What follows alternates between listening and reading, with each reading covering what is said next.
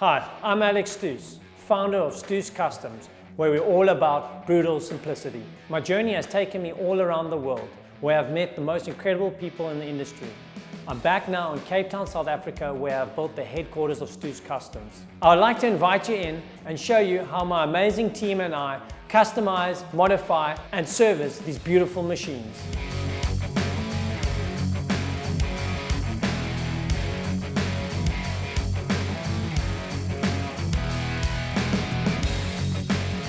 Welcome to another episode of Stoos Crafted. In this episode, we'll be taking a look at my passion project, which is based off a Harley-Davidson engine. Everything else has been handcrafted at Stoos Customs. Chris and I modify FXDR to obtain the maximum performance with a 131 big bore kit. Barry, aka the Ink Pirate, visits the shop and we discuss his love for motorcycles, pipes, and pen ink art. And finally, we'll show some highlights from this year's Stoos birthday bash. So, sit back, relax, and enjoy this episode. Harley-Davidson got its all-American start in 1903, at the dawn of the motor age. The story began in a small shed in Milwaukee, Wisconsin, where two friends combined bicycles with small motors. While the test was mostly successful, the bike was unable to climb hills without the rider providing pedal assistance. But Harley and the Davidson brothers did not give up. They immediately began working on a new and improved machine. They created a bigger engine and a loop frame design. After completing the prototype in 1904, they entered the bike into a local motorcycle race at the State Fair Park, where it placed fourth. Now that they had a working model, Harley-Davidson went into production only 4 months later. The company has built groundbreaking bikes, delivering motorcycles to the police force, racing them on the dirt track, providing a simple alternative to the automobile, and serving in both world wars. Harley-Davidson has become one of the world's largest motorcycle manufacturers and an iconic brand widely known for its loyal following, a brand that has captured the hearts of millions around the world. So I've neglected my personal build a little bit, but now I've decided to dedicate 1 week a month. I'll just be purely working on my own build. The next step is to design and fabricate the fuel tank. It will start life off with a foam that I will shape to the desired shape, and then once I'm happy with the angle and all the shapes, then I will manufacture it out of aluminium. So it's been another week of putting some time aside to work on my personal build. Managed to get to the tail section, so I'm designing a tail section that's sleek but also exposes the exhaust, so it stands out. And then the last one, I had the foam where I was creating the tank from scratch, and I don't know, this is the fourth or fifth tank I've been on with this build. I've had the biggest creative block coming to the tank. So anyway, after creating the shape and sanding it down, I just tossed it because it wasn't where I was at. And then I had this tank lying upstairs. It's off the 2018 Fat Bob. And I held it there. I was like, sure, I kind of like the lines of where I was going.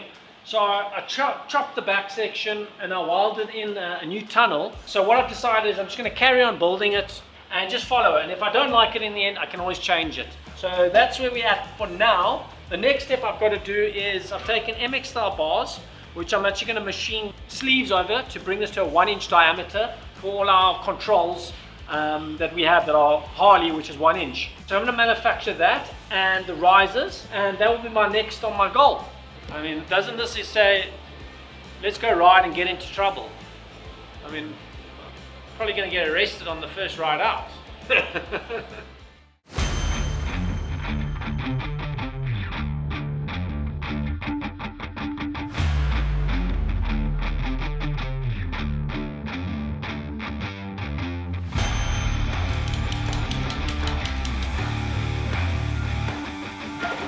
Okay, so this baby, we've got a 131 full build. There's quite a few extra modifications that we've had to do. One of them is the exhaust as well. The exhaust was way too small, so we've now made it much larger so that the increased air capacity can actually get out. So we're in the process of fitting the O2 sensors, welding the new taper cone on, and then also doing the finalizing on the tuning and auto tuning of the complete new software upgrade.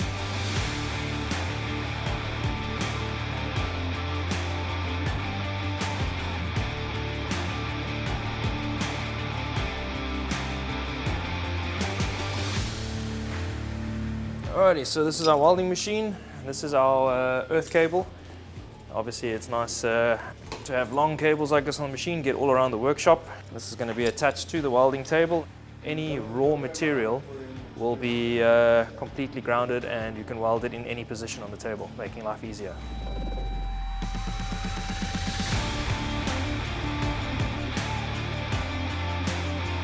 All right, the exhaust is all welded up. Just hand this over to Chris. All right, Chris, got the exhaust all sorted. So we're ready to rock. Just watch out, you might burn yourself. It's a little hot there. Alrighty. But yeah, ready to rock, bro. Alright, so back with our exhaust. We've got the end cap in place and we're gonna, as precaution, stainless steel pop rivets it. It must be stainless because the aluminium ones just rip out.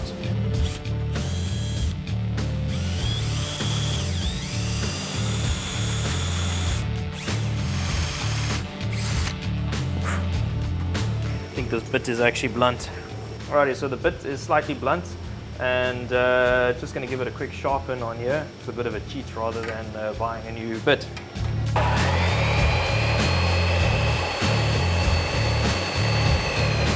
It's important to get that angle right and then just get your rear edge lower than your cutting edge and then the bit will actually be pretty sharp and do its job.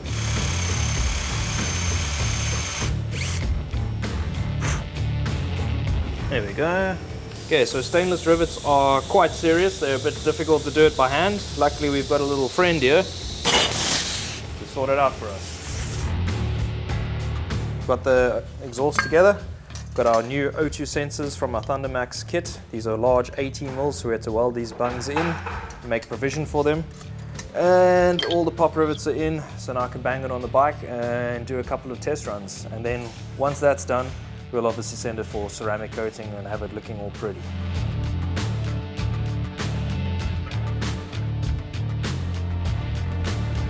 Alright, sweet guys, so got the exhaust sorted on this one. All together now, ready for the test ride and that. So a little bit of a background on this one. Customer wanted a big bore upgrade.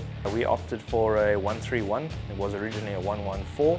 But we've taken it that step further, so we've actually used Screaming Eagle heads, throttle body injectors, coupled that with S&S 131 pistons and barrels. But then we've also gone with Barnards and a Scorpion clutch upgrade for the basket and the inner and the plates itself.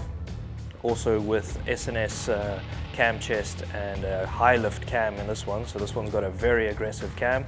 And a Thundermax ECU, and I've got to do the final tuning on the test rides and then she's ready for the road.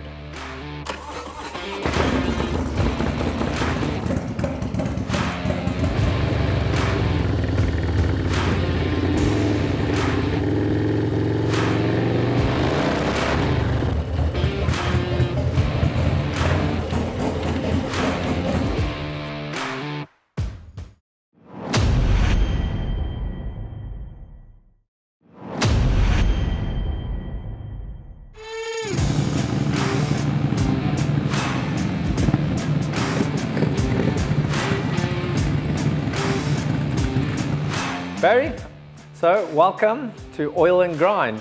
This is the start of the new addition to Stoos Customs. It's an honor, man. I'm happy to be here. I must say, the one thing that caught my attention when I saw you roll up today was I thought you were on fire at first, but I realized there's just the smoke billowing out and you had a pipe in your mouth. How's this possible? It seems I'm one of the only guys that smoke pipe while I'm on the bike. It's something I really love. In the past, this little cap wasn't on there, so I used to, all the ash used to go into my face. I'm like, there must be a better way. Yes. And being part of a pipe club, actually, believe it or not, one of the old professors gave me this. So I can put in some tobacco, get on my bike, and then hit the road, and I can smoke up to 45 minutes if I have to on it. So I see you got an assortment of pipes. Obviously, this one is particularly just for riding. Yes, you'll see this is quite a bigger bowl, that's how it is, so I can go a bit longer. Okay. And then I've got like a pirate pipe, you know, Popeye. So this will be like when I'm at work and I want a quick break, you know. And it's also pocket pipe, so I just put it in my pocket, you know, and then I'm off. Yes. And then obviously you also get Craftsman, which is like this beautiful pipe, which is made by Charles Goussard. He's one of the best pipe makers. Okay. And it's got a beautiful briar and a tooth there. And it's just one of those guys, you know, it's nice to support local craftsmen as 100%. well. And yeah, this is my favorite pipe actually. There was one you fabricated. You actually went on a course to learn how to manufacture a pipe. Yeah, so Shaw also, because I'm like, I have to learn how to make a simple one. So you'll see we made this one, actually being a friend, but it's my first one, so I had to like do it. But it smokes, like the one guy says, if it's got 2 holes, it's a pipe, so yeah. So you're a man of many talents, and now I can see where the name Ink Pirate came from. You're a pirate rolling down the street on your bike. Definitely, and the ink part is the art part of what I do. Yeah. That's how we actually found out about you. I remember when you sent me a picture of the R18 we built, and it's phenomenal. I want to call it pointillism, which I know is something else, but the work is insane. Way back as a child, I inherited steel nibs. Back in the day when they still used to write and you had to dip the nib in the ink. Yes. So I inherited these nibs and I didn't know what they were. So I had to learn it was nibs to write with, but then I found out that you can draw with it. And that's where the fascination started. And this is an art that was usually used in the past, like 1800s, later on, and only black and white. Yes. And the techniques are different, but the detail is what I love about it. I only work in black and white, and also the hours can take anything from 60 to 200 hours, but that is the part that I like. It's the time it takes, it's the detail that you have to do. And I think it's worth it. Unfortunately, 200 hours to put a price to that usually struggles as an art piece, because for a, let's say A3, let's say it takes 70 hours, usually the price doesn't fit the amount of work. But that's the crazy thing about art, is eventually you get somebody that loves your product, buys it and resells it, and then suddenly the price skyrockets through the roof. That is correct. So it's actually quite difficult to put a price on it. I think the important thing about what I found is that the paper I used only supposed to be 100% cotton. Okay. Because I phoned the paper archives and they said, listen, cotton paper is the best because it keeps the ink and it can be preserved for hundreds of years. And is it still like the base of the ink, is it still very similar to what they used many years ago? It's definitely a bit different. Okay. I use black Indian ink. They used to make it from an oak tree. There's an insect that stings the fruit. Yes. And it makes a blackish powder that they used to cook up. So I only use permanent Indian ink because that infuses with the cotton paper and it just gives the best black, and it works. And the archival values of that is just incredible. Sure, that is awesome. It's so good to see people doing this, because literally it's a dying art. Unfortunately, and that's why I'm interviewing here today, was you lost all your artwork in your studio burnt down, eh? Actually, the evening that I finished the R18 artwork, it was a beautiful evening. I signed it and I went to sleep, and about an hour later something woke me up and I saw a fire in the garage. Yeah. And unfortunately, my studio, my artwork and the exhibition I was planning, everything burned out. And you're saying it had about 20 years of your life in that studio? Well, everything I inherited, like, because I grew up on a battalion, a military base, when I was growing up until I was 9, all the stuff I inherited from my dad was also in there, so that all burned out. Man, that's crazy. Tough times. Yeah. Is there particular subjects you like to draw or paint? Well, mostly I like mechanical things, or if you dream up, like steampunk is a good example. And I've done a few different things, like I've done wildlife. I worked with charities where I did a vulture, or I did a specific, like, for rhino poaching. Yes, I remember you mentioning about the rhinos. Yes. Save the rhinos. Yeah, so I did something out of a lot of poaching equipment. Okay. And that was one part. And I also love robotics, which I did a big robot with a kid with a remote control that controls it. And I also do a lot of fantasy art where I take anything and just put it together. It's like I did a specific old train that I found a picture of, and a coffee machine. So I did those, I combined it, and I've got a big steampunk coffee machine portrait that hangs in our office at the moment. Awesome. I only do black and white.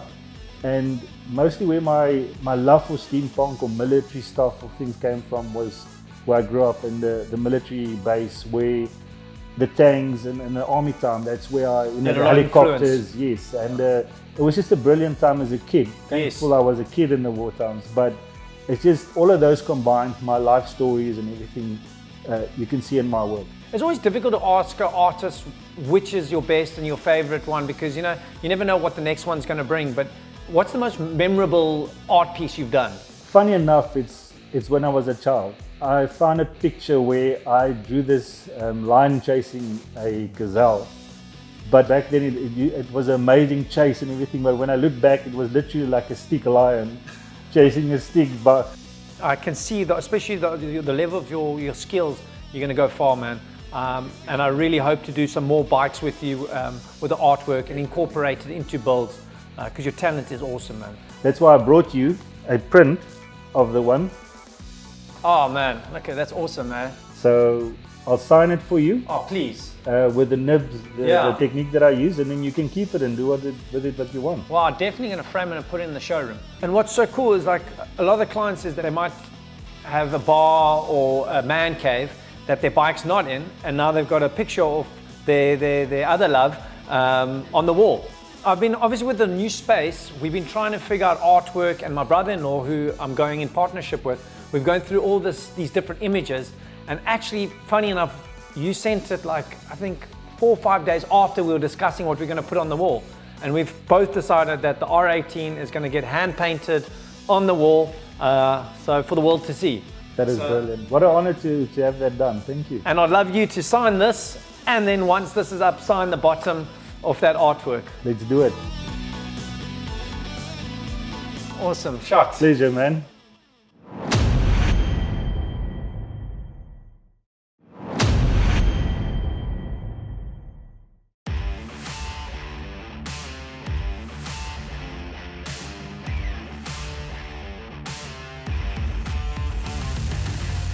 Hey, how's it, guys? So, update on my personal build. I've been fabricating the rider's pegs and forward controls, or adaptation plates. So what I've got here now is the shifter that I've fabricated out of 316 stainless, and that's gone on the custom control mount that actually bolts onto the derby cover and the primary cover. We've gone off with MX style aluminium handlebars with our machined 1-inch inserts that go over to change the diameter to 1 inch. And then we've gone with our Motor Gadget buttons with all the wiring inside the bars. And then we've got the R&S levers and the Stoos Customs grips and throttle housing. We're going to redesign the triple clamps. I'm not 100% sold on these, so Dwayne's busy designing new ones. We're going to machine on the new triple clamps, we're going to machine a slot. So the wiring actually comes down under and hidden under the tank, and we've got all the electronics will sit on the tank. So on this bike, I want it to be very simple and easy. If you need to get to anything, the tank 2 bolts pops off, and you've got all the electronics for the ignition, turn signals, and everything under the tank. All right, so an update on my personal build is we've got the bars fitted. We've machined and designed sleeves to take the 1-inch diameter controls. We've wired in the Motor Gadget buttons to go neatly through the bars. We've also designed a new top clamp that will house the speedo and the dummy lights. This will be your turn signals, your neutral light, and your high and low. And then we did a nice little cutout where we'll machine a plaque out of stainless steel with the build number on it. And that will go right here. The other thing we got into was the tank. So now I've stripped the tank, I've welded it all up. The next thing I want to do is I'm going to change the filler hole for the gas here, and I'm going to do the MX style filler cap just to give it that more aggressive look. And that's pretty much where we are at the moment with this build. The next step is I got to get to the seat pan. I've been holding that off, but I need to get to that, and that's my next objective. So during the build process, it's already been featured in its first coffee book, The Racer Within. So the Racer Within is all about the culture of motorcycling, from custom bike building to riding and going on adventures. It's a really awesome book. You should get a copy.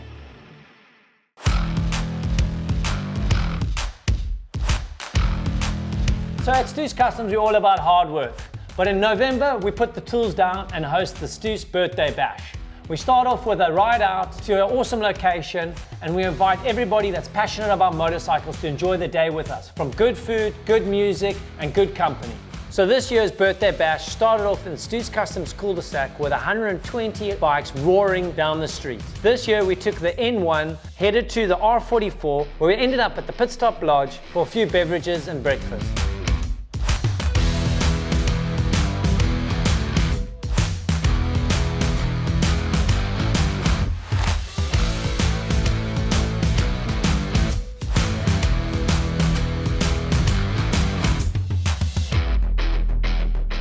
So we just finished up at Pit Stop Lodge. We're going to head back to Stoos Customs where the party's going to begin. Got good beer, good food, so the day's just beginning. Have to get there, take your time off.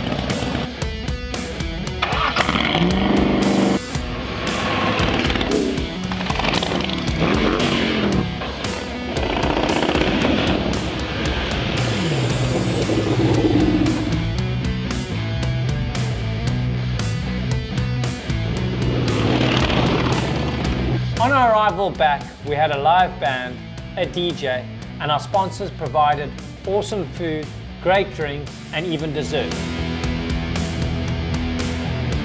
Guys, thank you so much for coming out today. It really is overwhelming, the support Stoos Customs has. Me and my team have worked really hard at this, and the last 11 years have been phenomenal. And you know, without your guys' support, this wouldn't be possible, and I'm so grateful for every one of our clients. Next weekend is the Lightning Bolt. They've invited a couple of bike builders around Africa to take part. Winner takes all. It's sponsored by BMW, and it's just to show craftsmanship in the industry. And I've literally put my heart, my blood, and my soul into this. I hope you guys like it. Pull it up.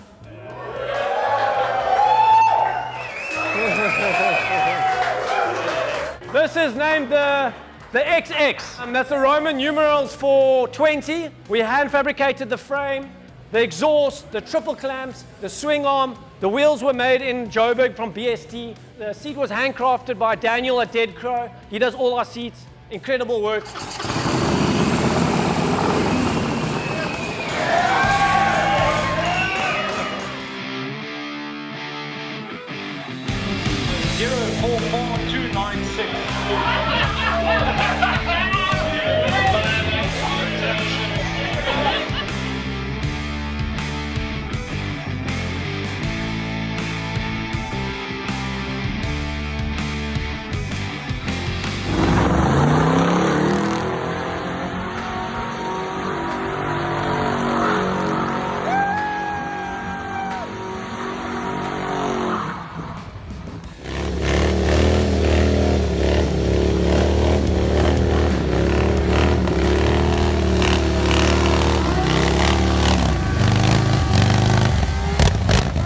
I'm looking forward to next year's bash. It's going to be bigger and better, and I hope to see you there. In the next episode, I take a trip to Descriptive Art Collective, where I meet up with Kayla Devlin and see what goes into the craft of tattooing. My passion project makes its way to the prestigious Lightning Bolt competition, where I meet up with some of the best bike builders in South Africa, and we showcase what's been happening in the workshop.